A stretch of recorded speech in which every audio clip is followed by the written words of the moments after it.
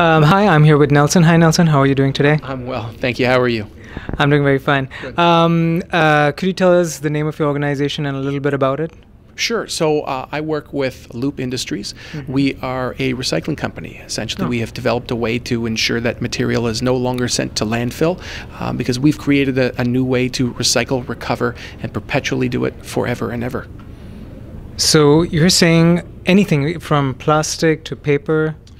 PET. So we focus on PET and polyester. PET is a plastic?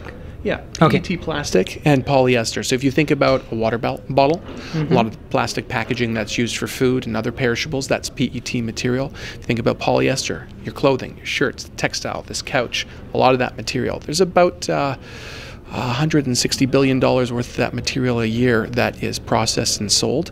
Of that, approximately $110 to $120 billion of that material is lost, and that loss goes to either landfill or to our oceans, rivers, natural areas. Wow.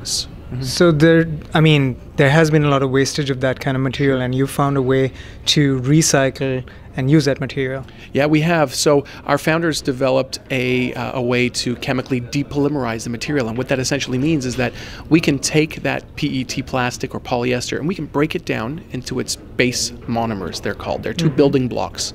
We purify those and we put it back together. That sounds really revolutionary and fantastic. It really is, yeah. Yeah, that sounds good. Because that's obviously a big concern of how to recycle plastic, because there's not much of common knowledge. I mean, as a layperson, I usually think that plastic cannot be recycled, or there's not much being done. But that's really, really nice.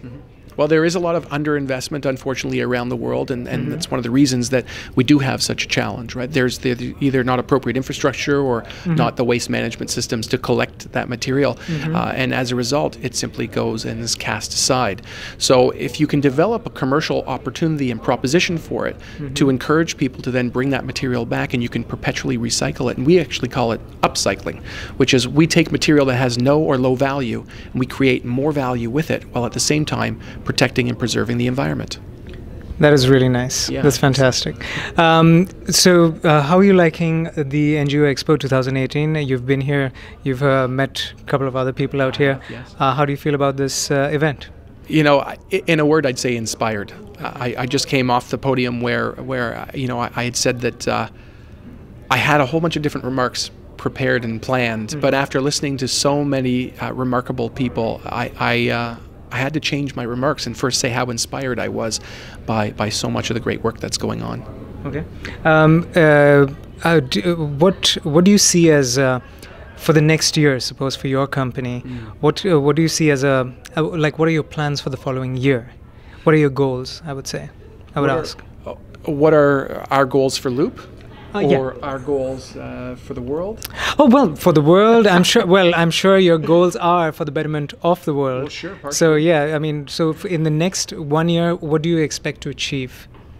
You know, that's a tough question, and because we're a publicly traded company and we haven't released that information publicly, I can't share all the details. But what I can tell you is, what I look forward to over the next year is continuing to build and commercialize an exceptional company with great people. Okay. Well, thank you so much for spending some time with me over here, and we hope to see you here again next year. Thank you so much. All right, thanks so much. All right.